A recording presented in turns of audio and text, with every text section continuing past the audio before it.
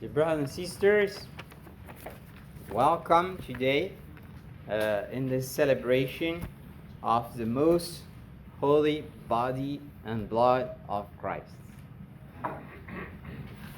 We want to see a little bit how Jesus, through the history of the church, inspired some people, and also through the help of miracles, to develop these feasts, which didn't existed before the 1200 after Christ. And we can see in the first reading that already many years before Jesus, about 1200 years actually, before Jesus, in the time of Moses, God, through Moses, said to the people, "Remember how for 40 years now the Lord your God has directed all your journeying in the desert, so as to test you by affliction and find out whether or not it was your intention to keep his commandments."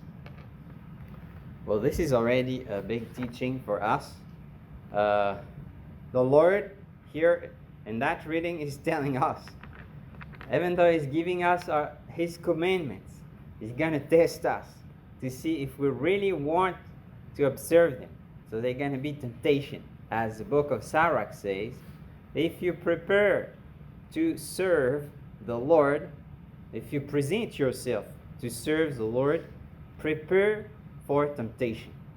Prepare yourself for temptation. Well, and actually the Israelites in the desert, they didn't make it really well. When they were waiting, Moses, who was on the Mount Sinai, writing to God, writing the Ten Commandments, and Moses listening,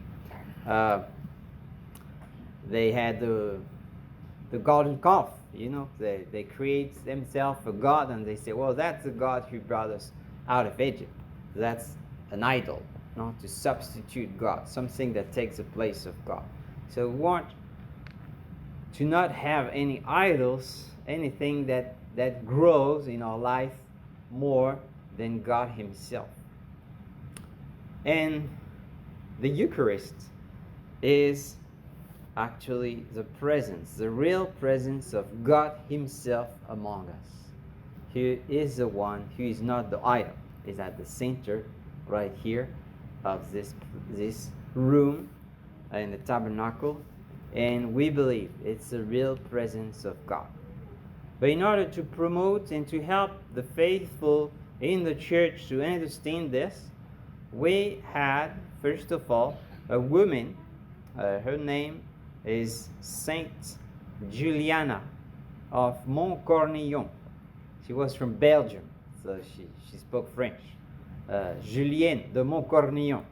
So this woman, at the age of 5, I think, became an orphan. She was entrusted to some nuns. She was educated well in the Catholic faith. She grew up with a strong faith in the real presence of Jesus and the mystery of the Eucharist. And when she was 16, she started to have some vision of the same thing every time. She was always seeing the same thing. She was seeing a moon with a black strip transversal, like crossing that moon. And she was wondering what that means, no? She's kind of a little bit struggling with that vision that was repeating often. And one day, Jesus appeared to her and said, well, this moon represents the life of the Christian in the church, the life of the church. And the black strip represents what is lacking to the Christian Catholic calendar, liturgical calendar. There is a feast day which is lacking, which is a feast day that the church should dedicate to promote my most holy body and blood through processions, adoration, preaching, to understand better how great this mystery is. What I gave you, say Jesus, no? My most body and blood. And so this girl of 16 years old, she started to, she kept this, this vision for 20 years, secret. She didn't know how to say that to others. And after 20 years, she had some friends. She was a nun at this point. She had some friends, 2 friends, women, and they were all moved by this passion for the Eucharist. And so she revealed it to them. They did a pact that they're going to do something for Jesus, try to promote this devotion to the Eucharist. And they were helped by some priests, no?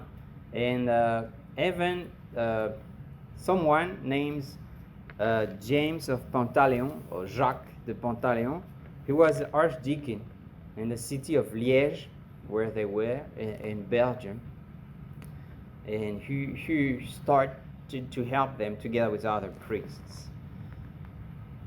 At this point, the Bishop of Liège accepted to make a feast, a solemnity for the most holy body and blood. So they did procession in Liège.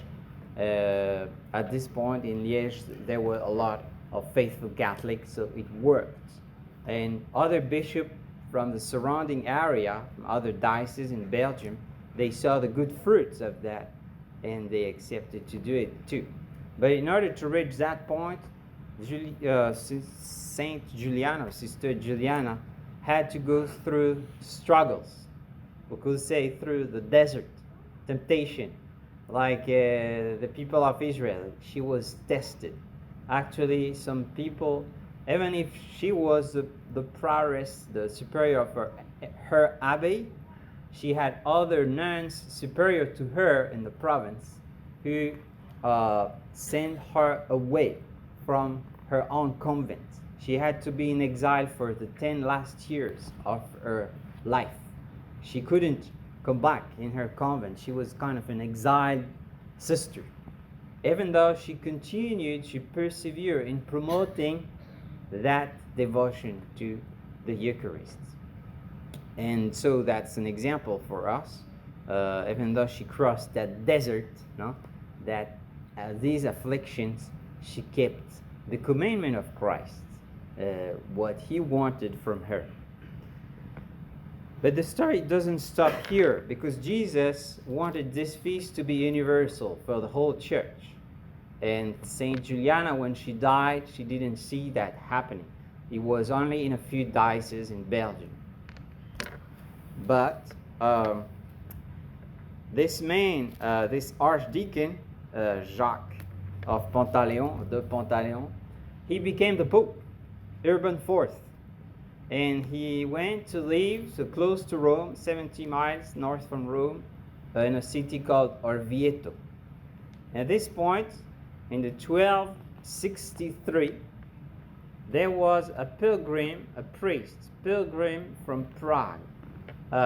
His name is Peter of Prague.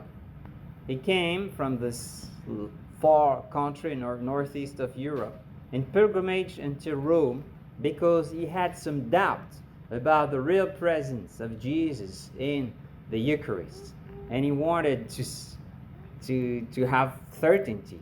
He wanted to pray at the tomb of Saint Peter and Saint Paul to receive this grace from his patron saints. And so he passed by, while he was walking all this way from Prague, he passed by a little town called Bolsena, which is really close to Orvieto, where the Pope was.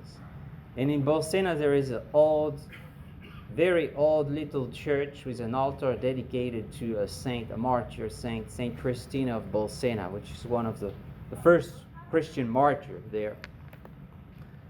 And he knew that this altar there had been some miracles on this altar.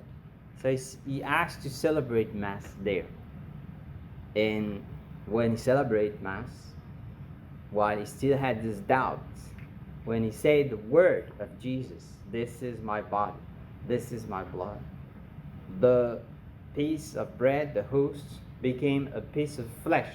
He was bleeding, and the blood stained the corporal. So he took the bread, he took the piece of flesh in the corporal and tried to bring it probably toward the tabernacle.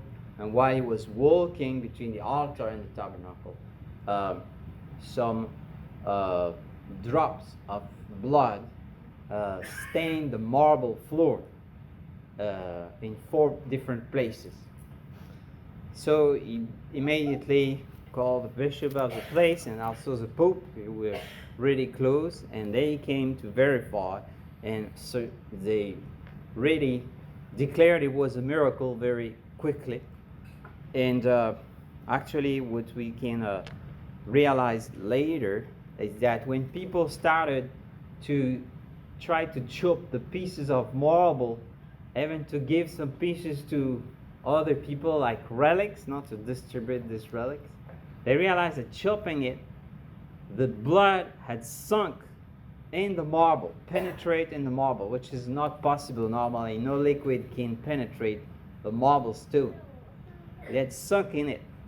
And so they kept it for them. They kept it all together. They didn't give it. And actually later, when the basilica was built in Orvieto, so the pilgrim coming to see this miracle, also as a piece of flesh and everything, used to see sometimes the face of the Lord and the stains of blood on the marble, and some healing were happening through this vision that some of them had. So many miracles in that place. And through that heavens, a follower of Saint Julian of Cornillon. Saint Julian had died, as I said, but one of her followers was still alive, and she heard about that miracle happening in Italy, and she sent a message through a Belgian bishop to the Pope Urban IV, who she knew, no? And she said, well, do you remember that Jesus wanted this feast of the Corpus Christi to be universal? Maybe this miracle is an indication of Jesus to tell you that's time. So the Pope, Urban IV, because he had the experience also of the things that happened in Belgium, he understood, and the next year, 1264, made a bull, which was like official document, in which he decreed that the feast of Corpus Christi, the most body and blood of Christ, be universal for many countries of the church. And then later it became universal with another pope. And he asked St. Thomas Aquinas, who was a saint, the big saint, St. Thomas Aquinas. He was residing also in Orvieto. He asked him to write some hymns for the liturgy of that celebration, of that liturgy. And for example, Salutaris Hostiae, that we know, that we still recite today, and Tantum Ergo Sacramentum were written in this occasion. So you see how Jesus played with a lot of saints to make this feast happen, but how also Julian of Cornillon had to struggle a lot in order to make this happen. Through the suffering, the sacrifice, her sacrifice of being exiled and disbelieved and despised, was united to the sacrifice of Christ on the cross to bear these fruits of this awesome celebration we have today. So we can be grateful also to their sacrifice. And understand that all of this is to understand better this word that we heard in the gospel of today. Whoever eats my flesh and drink my blood has eternal life, and I will raise him on the last day. For my flesh is true food, and my blood is true drink. And we can understand that through this celebration, through this event in the history, the Lord, in a certain way, has strengthened the bar of the gates of the church, like the psalm says. He made the faith in the Eucharist of the church stronger, because at this point there was a strong heresy. It was ramping around all Europe, contaminating also the priests, like this priest Peter of Prague. It's called the Berengarianism heresy, and he was denying the real presence of Jesus in the Eucharist. So as Catholic, we can promote that, because many Christians in the United States don't believe in it. Or many Protestants, they don't believe, and they don't have it actually. So we have this wealth, this richness that we need to promote, so that people can understand also the reality of the resurrection. Because Jesus connects his real body with the possibility for us, when we eat it, one day to be resurrected, as he said. And I will raise him on the last day. Amen.